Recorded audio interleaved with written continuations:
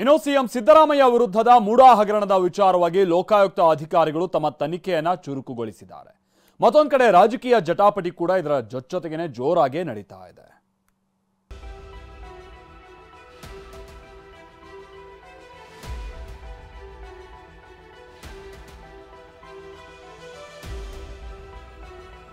ಮೈಸೂರಿನ ವಿಜಯನಗರದಲ್ಲಿ ಏನು ನಿವೇಶನಗಳ ಪಡೆದಿತ್ತು ಅಲ್ಲಿ ಮಹಜರು ನಡೆಸುವಂತ ಕೆಲಸವನ್ನ ಲೋಕಾಯುಕ್ತ ಅಧಿಕಾರಿಗಳು ಮಾಡ್ತಾ ಇದ್ದಾರೆ. ಮುಡಾ ಕೇಸ್ ಲೋಕಾಯುಕ್ತ ಪೊಲೀಸರಿಂದ ಸ್ಥಳ ಮಹಜರು. ವಿಜಯನಗರದ 14 ನಿವೇಶನಗಳಲ್ಲಿ ಲೋಕ ಎಸ್ಪಿ ಪರಿಶೀಲನೆ.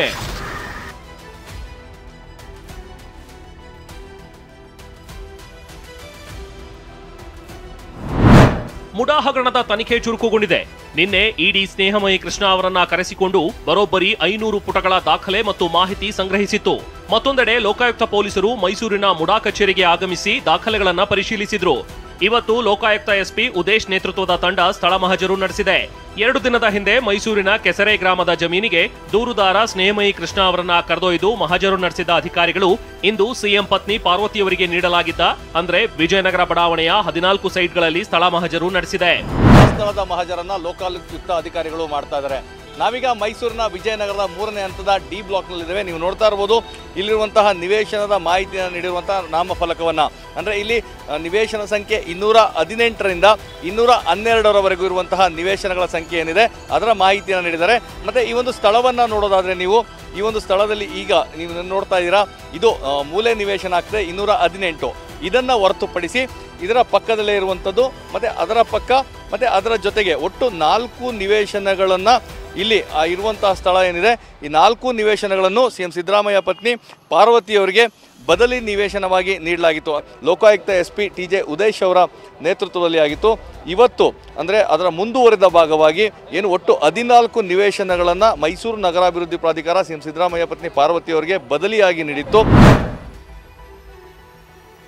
ಅಂದ ಹಾಗೆ ಸಿಎಂ ಸಿದ್ದರಾಮಯ್ಯ ಪತ್ನಿ ಈಗಾಗಲೇ ಮುಡಾಗೆ ಸೈಟ್ ವಾಪಸ್ ಕೊಟ್ಟಿದ್ದಾರೆ. ಸದ್ಯ ಇದೇ ವಿಚಾರವಾಗಿ ಪ್ರತಿಕ್ರಿಯೆ ನೀಡಿರುವ ದೂರುದಾರ ಸ್ನೇಹಮಯಿ ಕೃಷ್ಣ ಸೈಟ್ ವಾಪಸ್ ಕೊಟ್ಟಿರೋದೇ ಪ್ರಕರಣಕ್ಕೆ ಮಹತ್ವದ ಸಾಕ್ಷಿಯಾಗಲಿದೆ ಎಂದಿದ್ದಾರೆ. ಮತ್ತೊಂದೆಡೆ ನಿನ್ನೆ ಶಾಸಕ ಜಿಟಿ ದೇವೇಗೌಡ ಸಿಎಂ ಸಿದ್ದರಾಮಯ್ಯ ಬಗ್ಗೆ ಮಾತನಾಡಿದ್ದಾರೆ. ಈ ಬಗ್ಗೆಯೂ ಪ್ರತಿಕ್ರಿಯೆ ನೀಡಿರುವ ಸ್ನೇಹಮಯಿ ಕೃಷ್ಣ ಮುಡಾದಲ್ಲಿ ಜಿಟಿ ದೇವೇಗೌಡರ ಅಕ್ರಮ ಇರಬಹುದು, ಅದಕ್ಕಾಗಿ ಹೀಗೆ ಮಾತನಾಡ್ತಿದ್ದಾರೆ ಅಂತ ಆರೋಪಿಸಿದ್ದಾರೆ. ವಾಪಸ್ ಕೊಟ್ಟಿದ ತಕ್ಷಣ ಅಪರಾಧ ಮಾಡಿಲ್ಲ ಅಂತಲ್ಲ ಸರ್, ಅದು ಆರೋಪಕ್ಕೆ ಪೂರಕವಾಗಿ ಒಂದು ಬಲವಾದ ಸಾಕ್ಷಿಗಳನ್ನು ಅವರೇ ಕೊಟ್ಟಾಗುತ್ತೆ. ಅದೇ ಸರ್, ಅವರು ಕೂಡ ಈ ಆರೋಪಗಳಲ್ಲಿ ಒಬ್ಬ ಆರೋಪಿಗೆ ಮುಂದೆ ಸೇರ್ಪಡೆಗೊಳ್ಳುವ ಒಂದು ಸಂದರ್ಭ ಇರೋದ್ರಿಂದ ಸೊ ಇಲ್ಲಿಂದ ಅವರು ತಮ್ಮ ಪೀಠಿಕೆಯನ್ನು ಪ್ರಾರಂಭ ಮಾಡ್ತಾರೆ. ಹಾಗೆ ಜಿ ಟಿ ದೇವೇಗೌಡರು ಕೂಡ ಅವ್ರದ್ದು ಇಲ್ಲ 50-50 ಅನುಪಾತದಲ್ಲಿ ಅವ್ರ ಪಾತ್ರನೂ ಇರೋದ್ರಿಂದ ಈಗಲೇ ಅವರೆಲ್ಲ ಒಂದಾಗ್ತಾ ಇದ್ದಾರೆ. ಸೊ ಅದರ ಭಾಗವಾಗಿ ನಿನ್ನೆ ಜಿ ಟಿ ದೇವೇಗೌಡರು ಸಿದ್ದರಾಮಯ್ಯ ಅವ್ರ ಪರ ಮಾತಾಡಿದ್ದಾರೆ. ಆಗಿಂದ ಏನೋ ಮಾತಾಡಿದ ಜಿ ಟಿ ದೇವೇಗೌಡರು ನಿನ್ನೆ ಇದ್ದಕ್ಕಿದ್ದಾಗೆ ಅದು ದಸರಾದಂಥ ಒಂದು ಪವಿತ್ರವಾದ ಕಾರ್ಯಕ್ರಮದಲ್ಲಿ ಈ ವಿಚಾರನ ಮಾತಾಡ್ತಾರೆ ಅಂದರೆ ರಾಜ್ಯ ಅರ್ಥ ಮಾಡ್ಕೋಬೇಕು. ಇನ್ನು ನಿನ್ನೆ ಜಿಟಿಡಿ ಹೇಳಿಕೆಯನ್ನ ಸಚಿವ ಕೃಷ್ಣ ಬೈರೇಗೌಡ ಸಮರ್ಥಿಸಿಕೊಂಡಿದ್ದಾರೆ. 40 ವರ್ಷದಿಂದ ಸಿದ್ದರಾಮಯ್ಯ ಅವರು ರಾಜಕೀಯದಲ್ಲಿದ್ದಾರೆ. ಜಿಟಿ ದೇವೇಗೌಡರು ಸಿದ್ದರಾಮಯ್ಯ ಜೊತೆಗೆ ಎದುರಾಳಿಯಾಗಿ ವಿರೋಧಿಯಾಗಿ ಇದ್ದವರು. ಅವರ ಅನುಭವದ ಮಾತನ್ನ ಹೇಳಿದ್ದಾರೆ ಎಂದಿದ್ದಾರೆ. ಆದ್ರೆ ಬಿಜೆಪಿ ಶಾಸಕ ಶ್ರೀವತ್ಸ ಮುಡಾದಲ್ಲಿ ಸರ್ಕಾರ ಮೇಲಿಂದ ಮೇಲೆ ತಪ್ಪು ಮಾಡ್ತಿದೆ, ತರಾತುರಿಯಲ್ಲಿ ನಿವೇಶನ ವಾಪಸ್ ಅನುಮಾನಕ್ಕೆ ಎಡೆ ಮಾಡಿಕೊಟ್ಟಿದೆ ಎಂದಿದ್ದಾರೆ. ಬಿಜೆಪಿ ಆರೋಪಕ್ಕೆ ತಿರುಗೇಟು ಕೊಟ್ಟಿರುವ ಸಚಿವ ಶಿವರಾಜ್ ತಂಗಡಗಿ ಮುಡಾದಲ್ಲಿ ರಾಜಕೀಯ ಕುತಂತ್ರ ನಡೆದಿದೆ ಎಂದಿದ್ದಾರೆ. ಟಿ ದೇವೇಗೌಡರು ಇವ್ರ ಜೊತೆಗೂ ಇದ್ದಂಥವ್ರು, ಇವರು ಎದುರಾಳಿಯಾಗಿದ್ದಂಥವ್ರು, ರಾಜಕೀಯ ವಿರೋಧಿಗಳಾಗಿದ್ದಂಥವ್ರು, ಎಲ್ಲ ಹತ್ತಿರದಿಂದಾನು ನೋಡಿದ್ದಾರೆ, ದೂರದಿಂದಾನು ನೋಡಿದ್ದಾರೆ, ಎದುರಾಗಿನೂ ನೋಡಿದ್ದಾರೆ. ಅವರ ಅನುಭವದ ಮಾತಿನಲ್ಲಿ ಅವರು ಹೇಳಿದ್ದಾರೆ. ಯಾಕಂದರೆ ಅವರಿಬ್ಬರ ಪರಿಚಯ ಬಹುಶಃ 45-50 ವರ್ಷಗಳ ಸುದೀರ್ಘವಾದಂಥ ಒಡನಾಟ ಇರತಕ್ಕಂಥವ್ರು. ಎಲ್ಲದರಲ್ಲೂ ಸರ್ಕಾರ ತಪ್ಪು ಮಾಡ್ತಿದ್ದಾನೆ ಅಂತ ಎಲ್ಲ ಹಂತದಲ್ಲೂ ಸರ್ಕಾರ ಎಡವಿದೆ. ಈ ಕೇಸಲ್ಲಿ 14 ಸೈಟನ್ನು ಉಳಿಸ್ಕೊಳ್ಳೋ ಭರಾಟೆಯಲ್ಲಿ ಪ್ರಾರಂಭದಿಂದನೂ ಮಾತಾಡಿದ್ರು. ನೆನ್ನೆ ವಾಪಸ್ ಮಾಡಿರೋದು ಅದೇನೆ. ಬೆಳವಣಿಗೆಯನ್ನು ನೋಡಿದರೆ ರಾಜಕೀಯ ಕುತಂತ್ರ ಅನಿಸುತ್ತೆ ಭಾಳ ಸ್ಪಷ್ಟವಾಗಿ. ನಾನು ಒಂದೇ ಒಂದು ಮಾತನ್ನು ವಿರೋಧ ಪಕ್ಷದ ನಾಯಕರಿಗೆ ಕೇಳ್ತೀನಿ.